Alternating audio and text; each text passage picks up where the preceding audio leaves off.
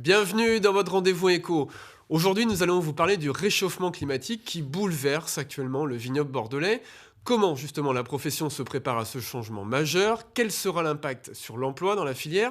On va en discuter avec Bernard Farge, qui est le président du Conseil interprofessionnel du vin de Bordeaux. Alors expliquez-nous comment aujourd'hui la profession se prépare à ce changement qui est un vrai cataclysme. Alors, on ne sait pas si ce sera un cataclysme, hein. En tout cas, ça nous est annoncé comme tel. Et le changement climatique, nous le voyons d'ores et déjà sur la qualité des raisins, sur le type de vin que nous produisons. C'est-à-dire que sur le millésime actuel qu'on vient de commencer à récolter, on se retrouve par exemple avec des degrés qui vont jusqu'à 14,5, 15 degrés. Cela peut arriver, ça s'est rencontré sur des merlots notamment, sur des cabernets sauvignons un peu moins, mais le merlot, qui est un cépage qui a des degrés élevés, a des degrés encore plus élevés. La première année que l'on a pu constater de tels événements, c'était en 2003. Avec la canicule. Et depuis, on a régulièrement des années où nous voyons les vendanges plus précoces, des teneurs en alcool plus élevées. Donc on s'y prépare. Alors quels sont les impacts? Il y a cet impact-là en termes de degrés, mais il y a d'autres impacts aussi sur le cépage. Est-ce qu'à un moment, par exemple, on va devoir recourir par exemple à de l'irrigation? Est-ce qu'il va falloir arroser ou ça à un moment ou à un Probablement, hein. autre? Probablement, l'irrigation aujourd'hui existe dans de nombreux vignobles français. Elle sera sans doute autorisée dans davantage d'appellations à Bordeaux qu'aujourd'hui. Après, il va se poser la question de la disponibilité en eau. Nous serons moins exposés que d'autres régions viticoles françaises à ce manque d'eau, cette nécessité absolue d'irriguer. Aujourd'hui, nos amis de Provence, du Languedoc, de la vallée du Rhône sont très très très atteints par la sécheresse, avec des récoltes très très faibles cette année. Et c'était le cas aussi l'an passé. Oui, c'est-à-dire que là, en quantité, c'est une petite récolte. Ça veut dire aussi du coup moins de recettes, en tout cas en termes de chiffre d'affaires pour les producteurs. Pour ces régions du sud de la France, c'est effectivement une petite récolte directement liée à l'impact sécheresse, canicule, comme il y a pu y avoir au mois de juillet et à d'autres moments au Et long pour de le l'année. Bordelais, en Pour le partie, c'est une Bordelais, récolte ce ne moyenne. sera pas une grosse récolte, ce sera une récolte moyenne. Nous avons eu de l'eau quand même au mois d'août et au mois de septembre qui a limité les effets des épisodes de canicule qu'on a vécu en juin, qui était très très très tôt, et ensuite en juillet.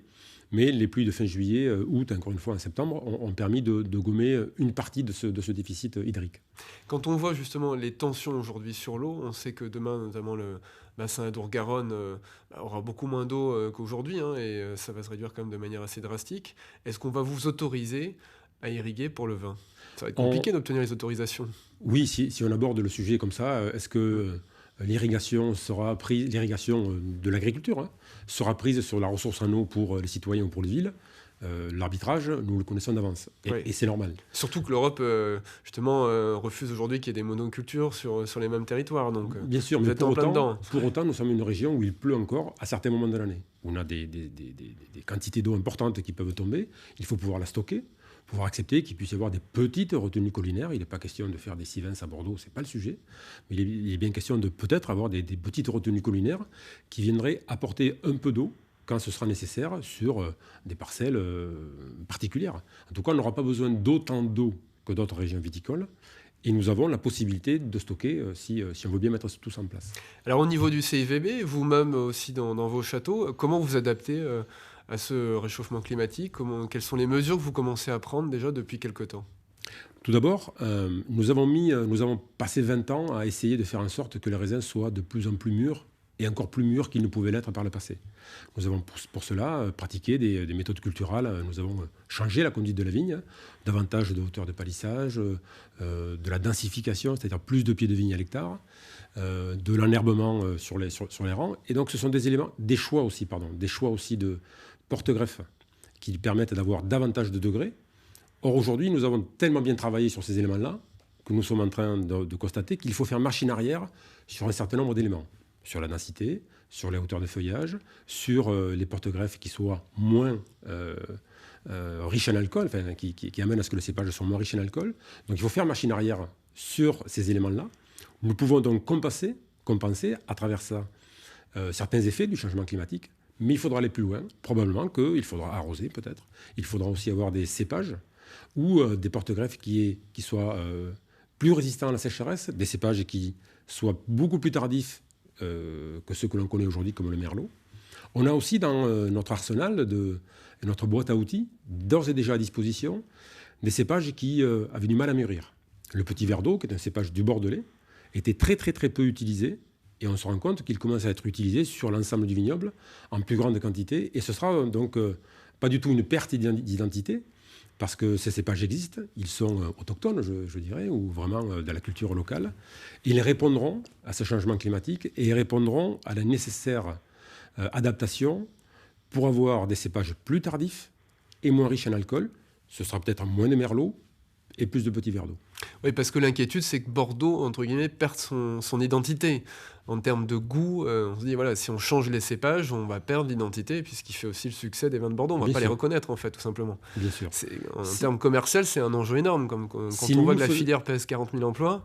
Si nous ne faisons rien, que nous restons très conservateurs, que nous disons, nous savons faire à Bordeaux, et nous ne changerons pas, alors les vignobles de Bordeaux disparaîtront ou se déplaceront. On pourra faire des vins avec l'identité Bordeaux plus au nord de la France, ou alors nous aurons des vins qui ne seront plus du tout de la typicité de Bordeaux.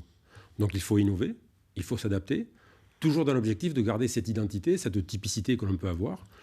Et les meilleurs Bordeaux sont à Bordeaux, les meilleurs Bourgognes sont en Bourgogne, et les meilleurs vins de la vallée du Rhône sont dans la vallée du Rhône. Et chacune de ces régions devra s'adapter, faire en sorte que le pinot noir en Bourgogne soit typique encore de la Bourgogne, ou que la Syrah reste typique de la vallée du Rhône. Donc c'est explorer dans chacune de nos régions des terroirs qui aujourd'hui étaient très en pointe, des terroirs très filtrants qui ne retenaient pas l'eau. Je ne sais pas si des graves ou des sables seront peut-être plus en difficulté que des terroirs où il y a de l'argile.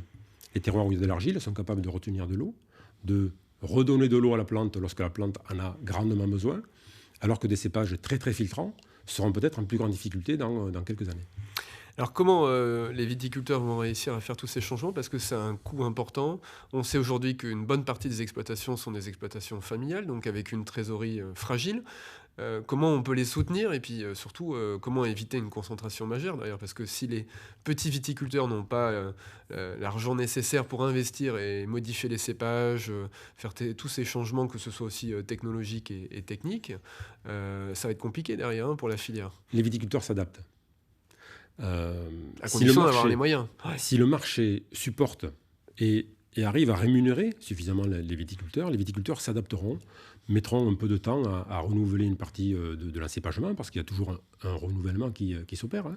Ça va se faire dans les 6 prochaines années, par exemple? Ah non, on ne renouvelle pas un cépage, on ne renouvelle pas un vignoble en 6 ans, ouais. C'est très très court. La viticulture, c'est un temps long. Donc c'est plutôt 10-15 ans?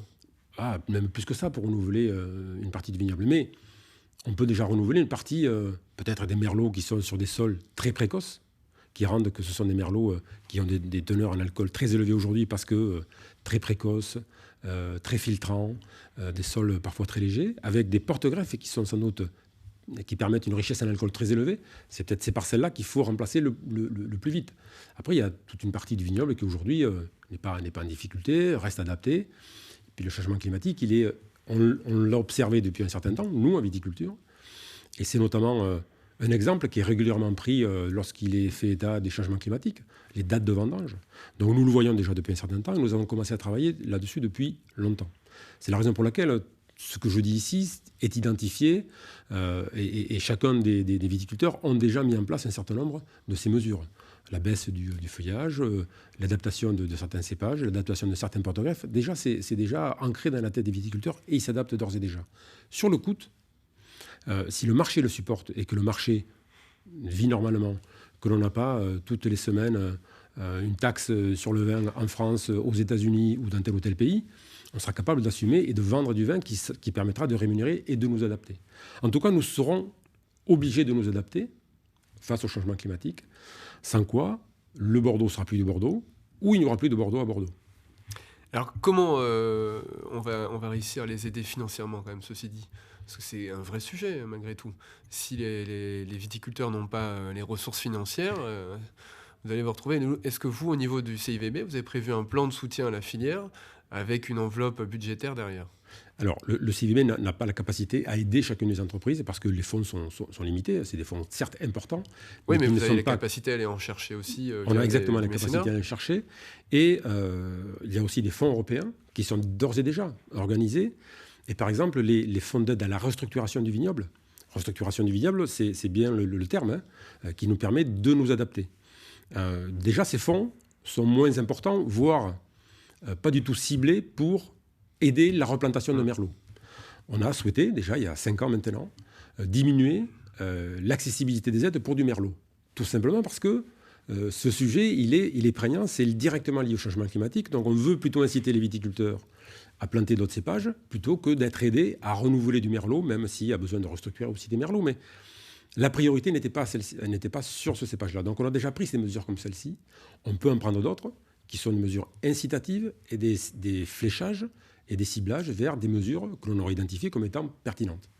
Dans le même registre, vous avez aussi des exigences aujourd'hui au niveau environnemental qui sont beaucoup plus fortes. Et notamment, il y a une pression populaire pour dire utiliser beaucoup moins de pesticides. C'est pour vous un enjeu majeur vis-à-vis de la population, vis-à-vis des consommateurs. Est-ce que, par exemple, ça veut dire que à l'échelle de 10 ans, la plupart des exploitations vont passer en bio?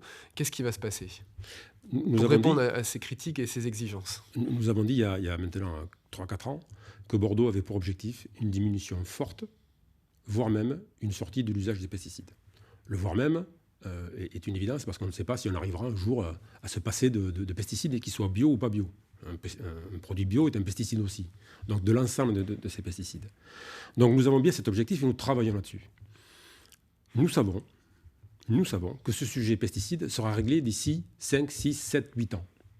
Parce que le mouvement est tellement rapide au sein des propriétés viticoles à Bordeaux, et dans d'autres régions aussi, mais peut-être un peu moins vite, parce que nous avons été les premiers sous les feux de la rampe sur ce sujet-là. Donc le mouvement, il est extrêmement rapide. Ce ne sera probablement pas par un passage au tout bio, qui n'est pas possible techniquement, qui est sans doute difficile techniquement, parce que très incertain et très fragile. Ça veut dire des pertes de production aussi parfois, ça veut dire plus de maladies. Il peut être très fragile. C'est une année... le bio, c'est aussi une prise de risque importante. Donc le tout bio ne sera pas vu à Bordeaux parce que ce ne sera pas comme ça. Ce sera forcément une troisième voie.